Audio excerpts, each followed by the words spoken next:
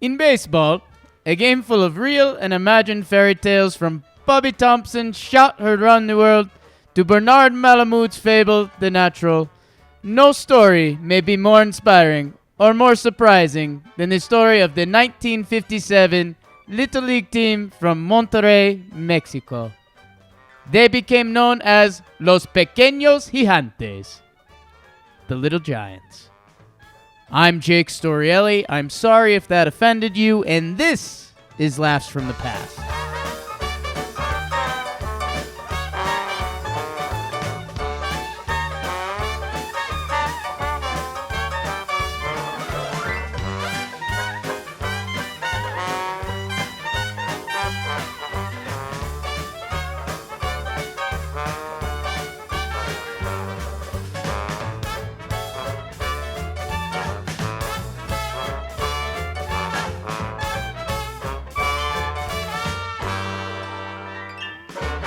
I don't even think you have to apologize. Just a good impression. It's just 2019. I don't know. I'm not trying to offend anyone. I'm just trying to do an accent, but you never know with people nowadays.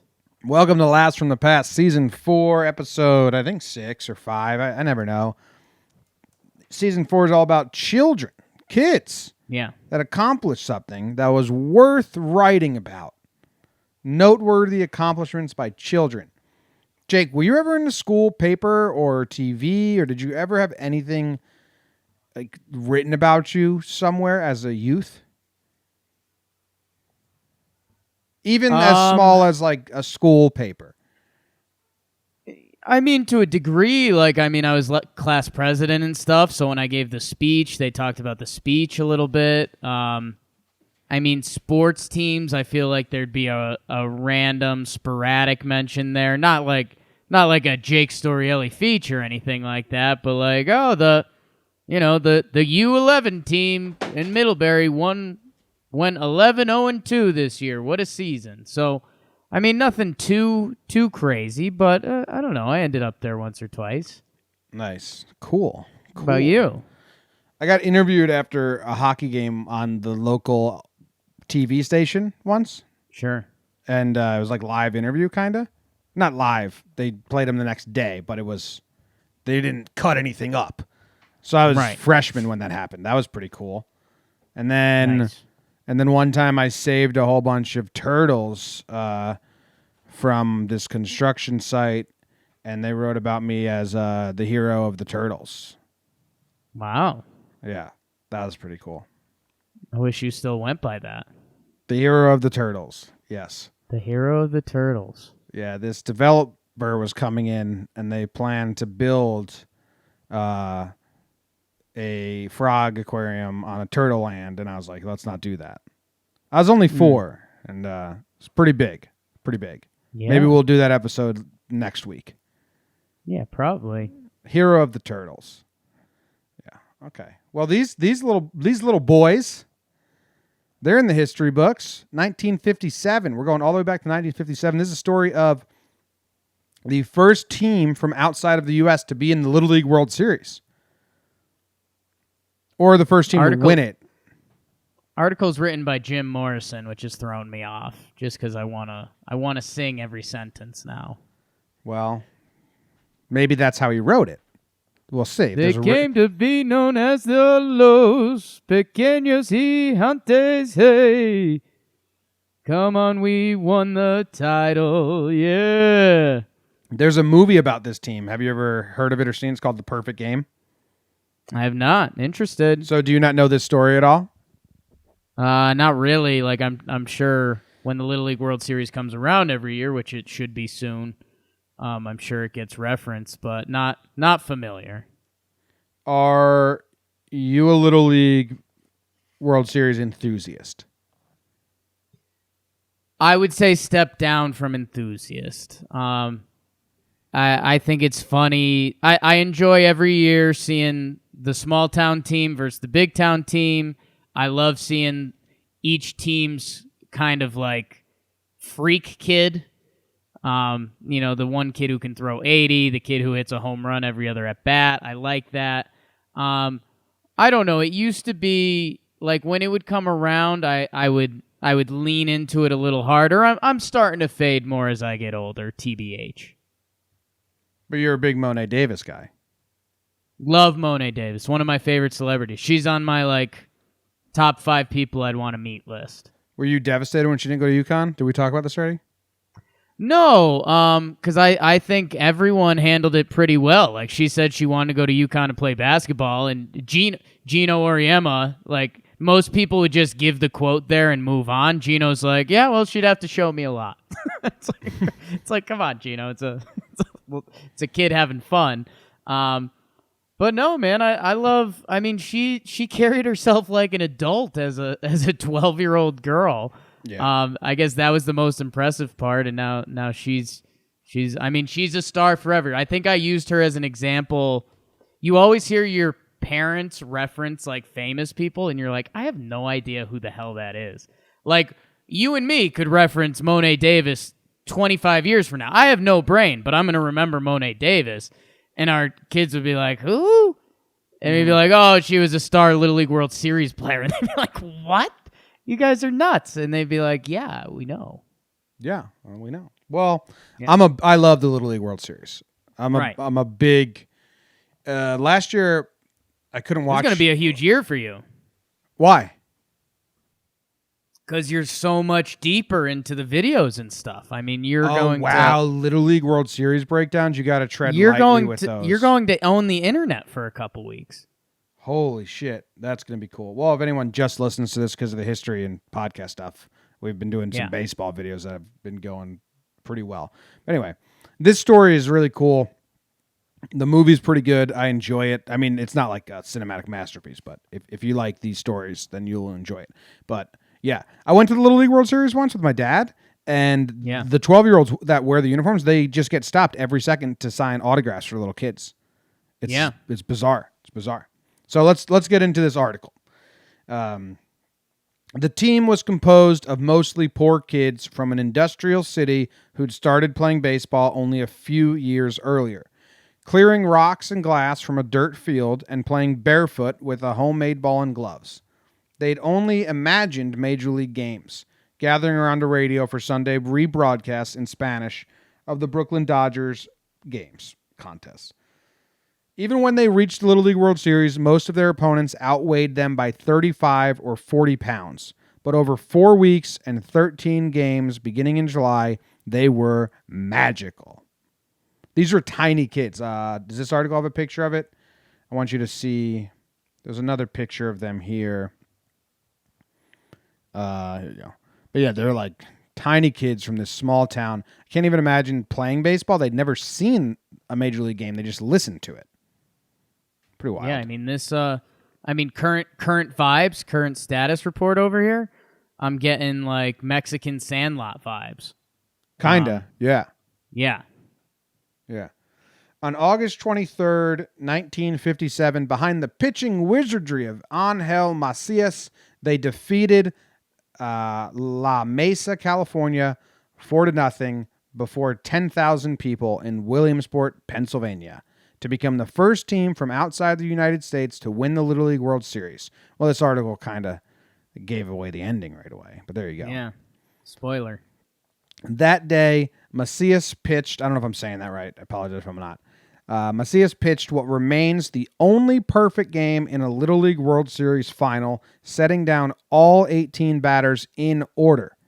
Little League games are only 6 innings. He struck out 11 with pinpoint control, nasty breaking balls, and sheer guile. La Mesa didn't hit a ball to the outfield. That's nuts. Yeah, dominated. Whew. Never have enough pitching. This article's kind of, I don't think it's telling the story I want to, well, let's just go with the article. Let's see. The Monterrey team arrived in Williamsport. It's crazy that Williamsport is still started there in like the 50s and is still where it is. Like they haven't centralized it yet. That's the Mecca. It's probably like that town's income, so yeah, can't take it away from it. The Monterrey team arrived in Williamsport after an unlikely road trip that started when the players crossed the border on foot, taking a bridge over the Rio Grande from Reynosa towards McAllen, Texas, hoping for rides to a small hotel before their first game of the championship tournament. Monterrey had been granted a Little League franchise with 4 teams only the year before. They expected to lose and return home. So they walked across the border. They couldn't even afford or get like a ride. Yeah, just carrying gloves. I mean, this is yeah, man, I know it has to be brutal, and it's kind of, I guess it's like the Cool Runnings scenes, but and it's one of those things where you cross a line of parenting and being realistic, but how many of these kids' parents were like, all right, we're gonna do everything we can to get to Williamsport, Pennsylvania, just to get our asses kicked? I mean, there's got to be there'd be a lot of movie scenes entrenched in those scenes where the parents were either being tough/honest, and then in the end they come around and they're pretty proud.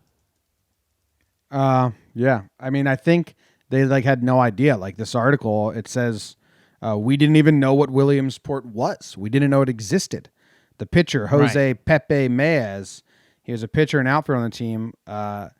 We were just supposed to play a game in McAllen. Like they didn't know the magnitude of what winning that game would mean. They were like, we're in the Little League now. We go play this game. That's the next step. Wild.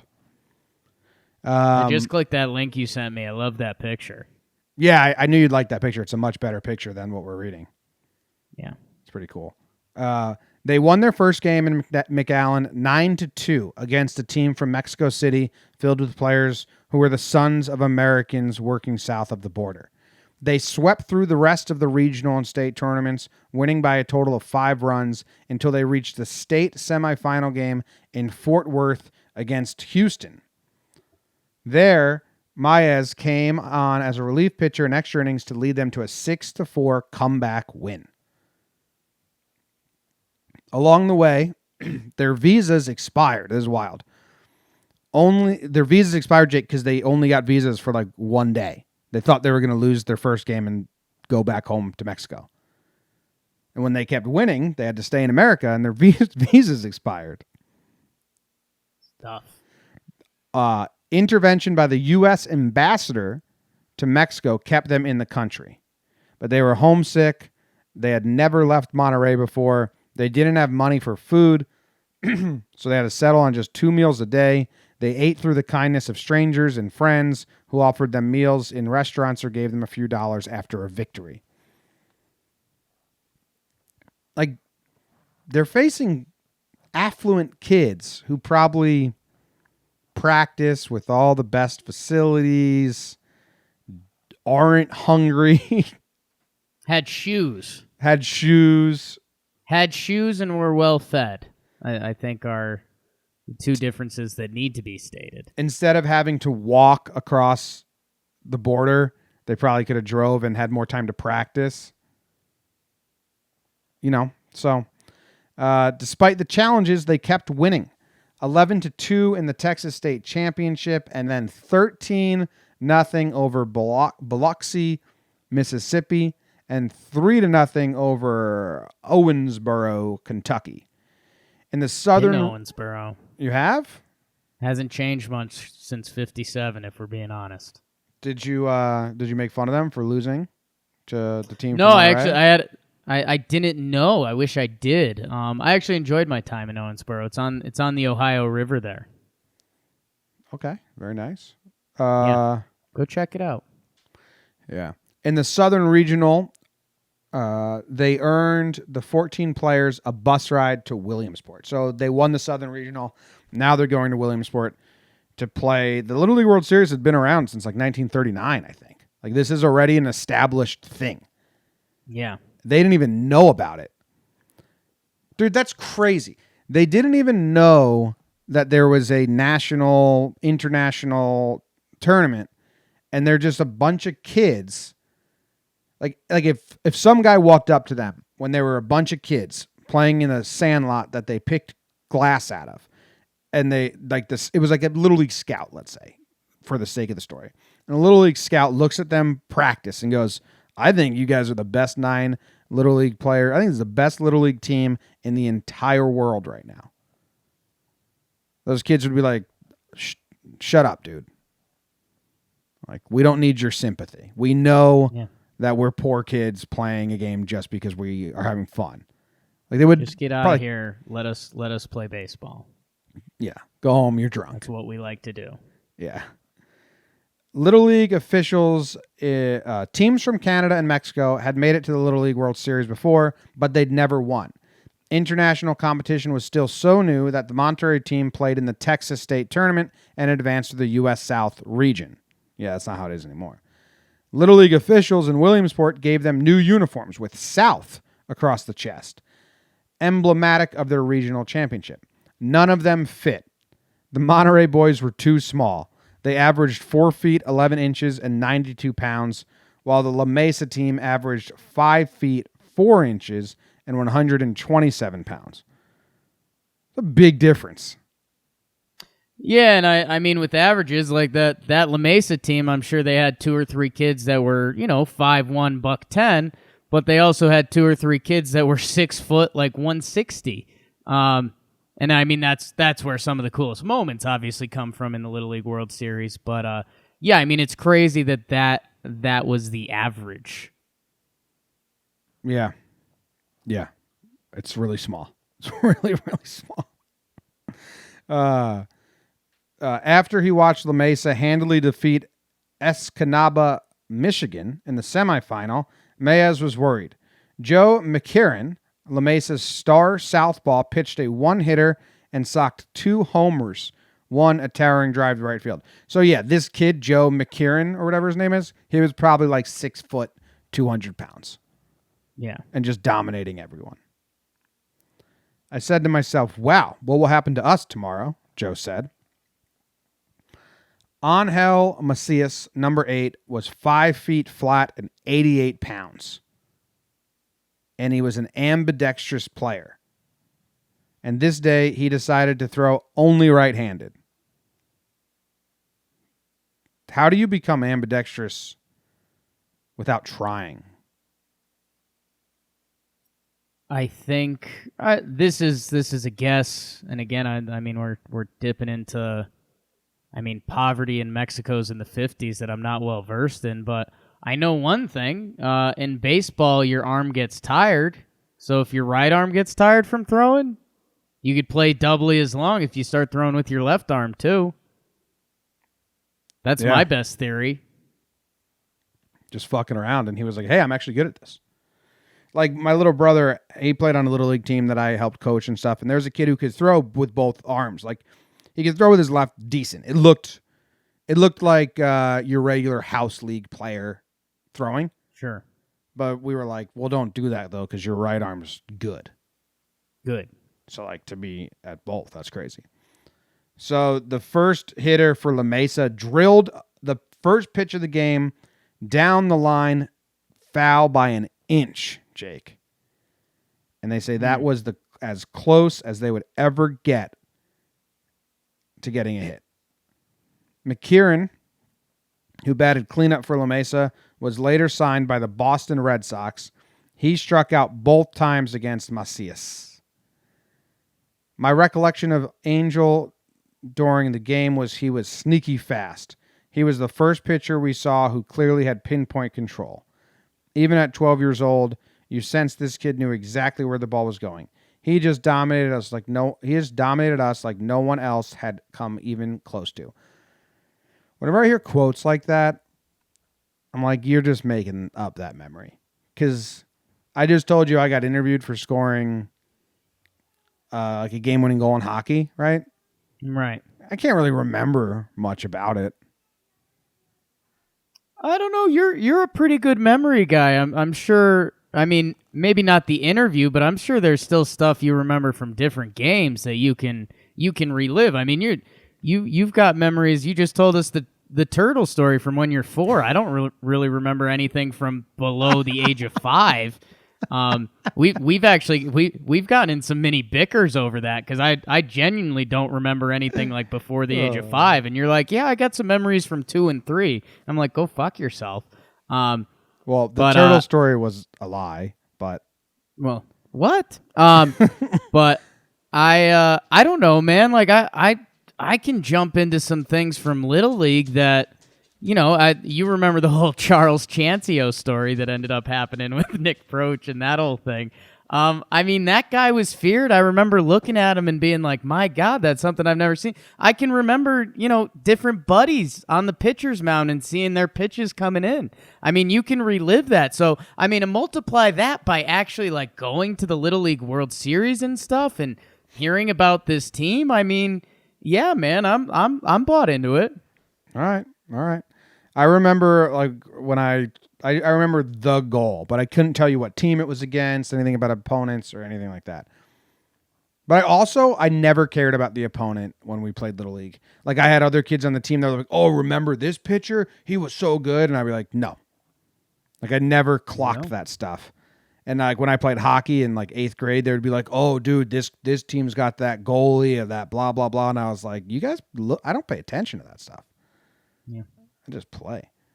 But McKieran, who went to can you look this dude up?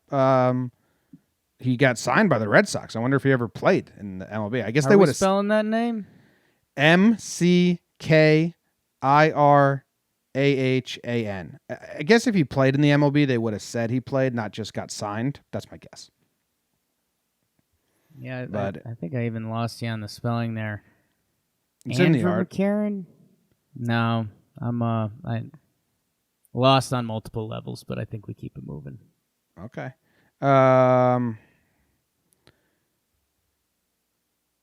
Richard Gowans. He was an outfielder. He didn't get in the game from La Mesa, but he watched Macias plow down one batter after another from his spot as the first base coach. As the game went on, the crowd shifted, backing the boys from south of the border. They were fast. They were upbeat. They had just a spirit about them. Wow. The American crowd. Imagine that. You're the American team, and the American crowd shifts and starts rooting against you? Right. And I mean, I think nowadays, I think that happens a lot. I think that's part of the beauty of the Little League World Series. I mean, how many people were behind that Monet Davis team? How many people were behind that Chicago team that was from like the hood or whatever? I mean, that's like a part of it now, but this was probably one of the first teams to do that.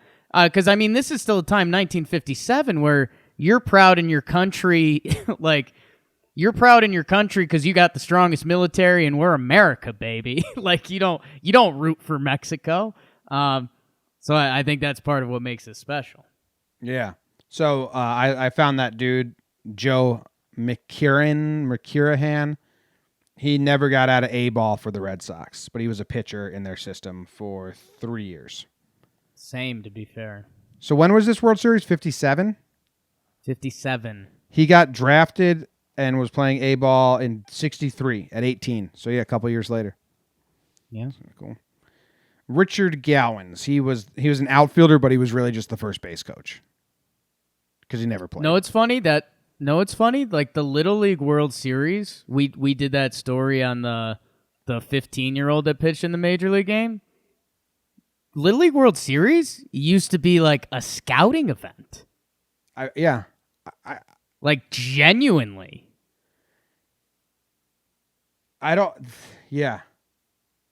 Like nowadays you see someone dominate and you're like, that kid's on a pace to play college ball. I wonder if you ever see him. One or two end up in the major leagues, like kind of from every year. But like back in the day, like there used to actually be like scouts or at least like colleges recruiting for baseball teams. Are you kidding me?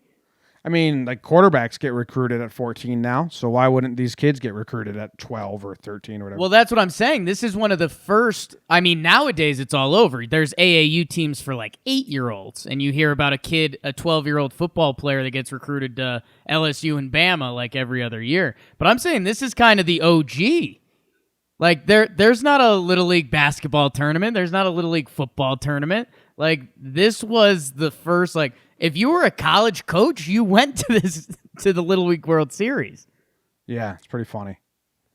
It's nuts. Because you're 12 years old.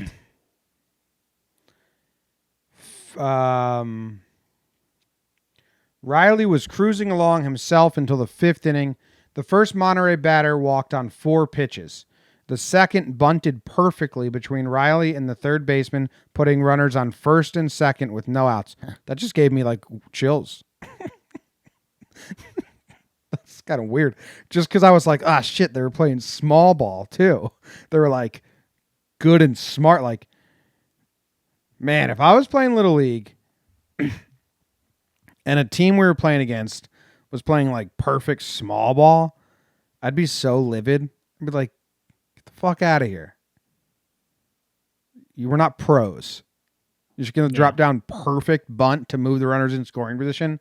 And then what? Hit a sack fly? You're going to fucking contact us to death? Swing for the fences.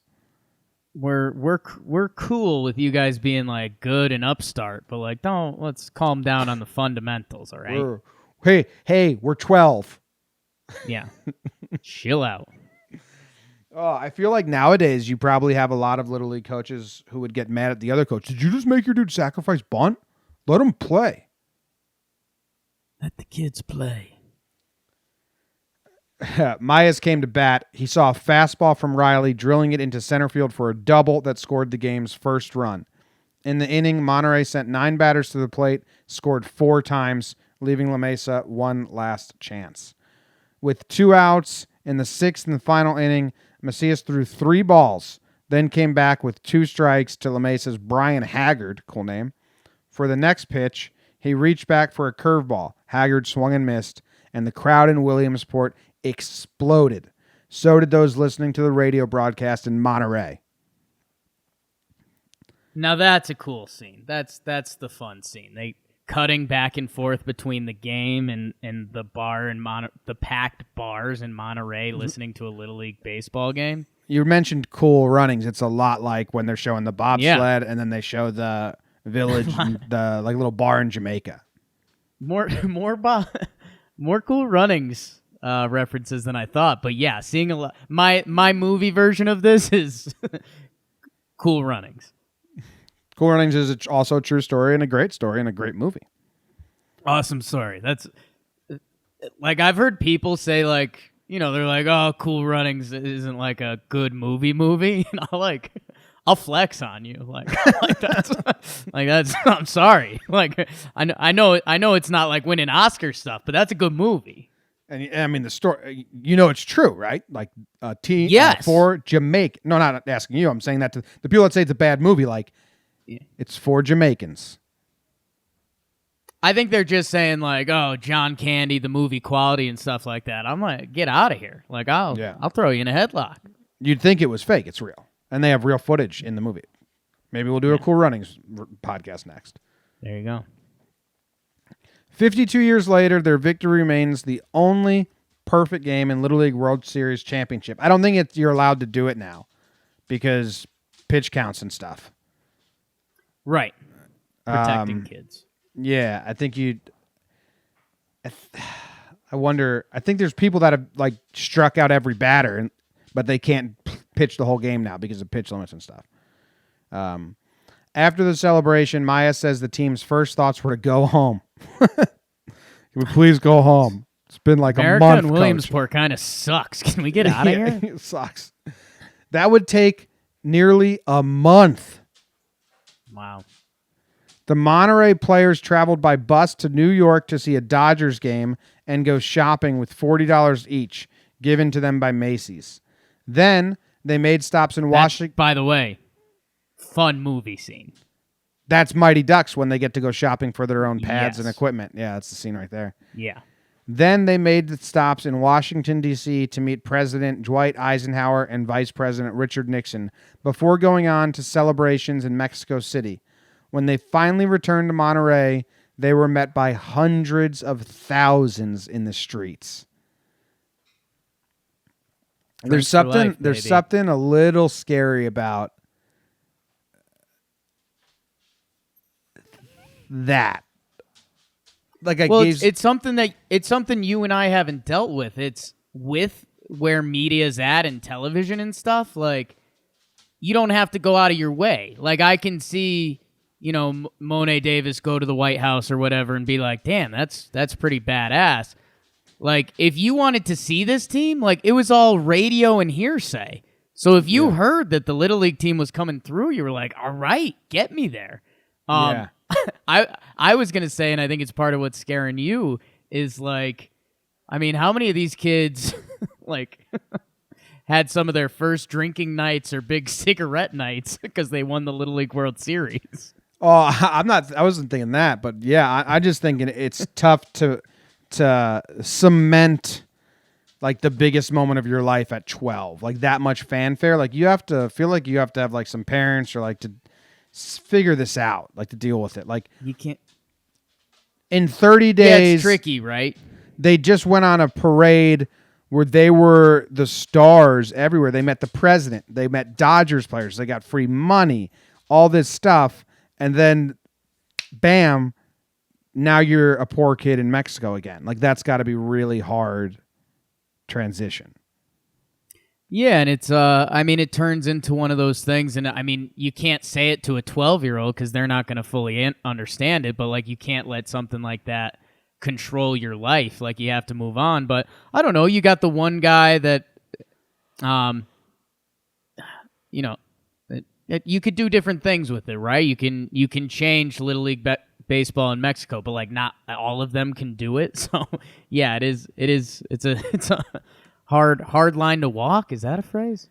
Check this out. The Mexican government granted them all high school and college scholarships so they could go get educated. I mean, that's good. Only 2 of them went to college, took them up on it and went to college. That's not as good. No. Maya's was one of them, so good for him.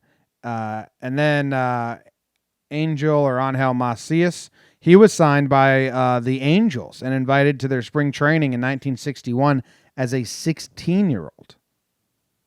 Nice. I mean, was he still 4'11"? I don't know. I don't know if he ever got his growth spurt. Yeah, it says he ended up being 5'10". Wow. Good for him. God damn it. He never came out of their system, but then he went on to play, had a pretty good career, like a 8-year career in the Mexican Baseball League. So that's fun. Yeah, that's pretty funny. They have a baseball reference page for him, but like no stats. They just have a biography about him. Yeah, they have some stats from the minor leagues, like his A balls in Rock Hill. He hit 211 with a 307 on base percentage and a 609 OPS. But then he didn't cut it in the minor leagues, so he went and played Mexico ball. That was his life. It's pretty cool, huh?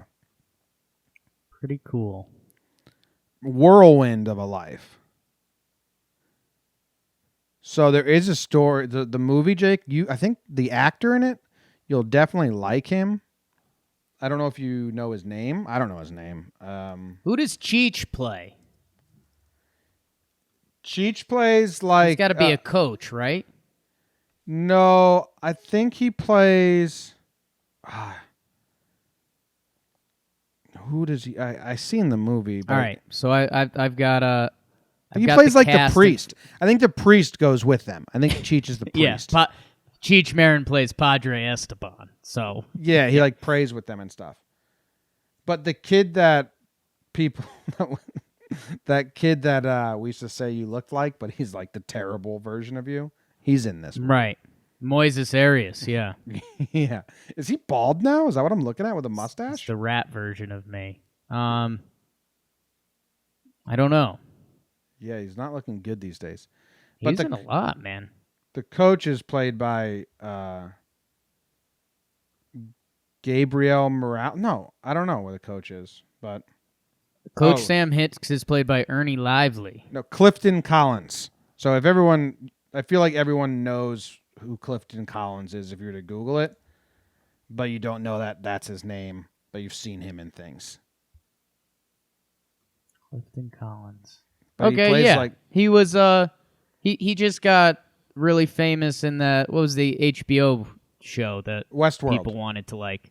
Westworld, yeah.